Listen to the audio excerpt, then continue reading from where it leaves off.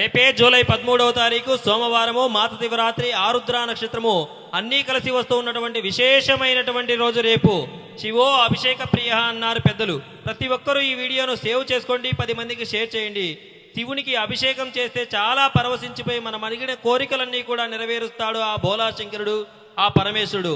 ఈ విశేషమైనటువంటి రోజులు తప్పకుండా మీరు ఇంట్లో అయినా కావచ్చు, దేవాలయంలో అయినా కావచ్చు, ఆ పరమేశ్వరుడికి వీలైనటువంటి వారు పంచామృతాలతో అభిషేకించండి. వీలు కానటువంటి వారు పాలతో అయినా లేదా గంగాజలంతో అయినా ఆ పరమేశ్వరునికి అభిషేకం చేయండి.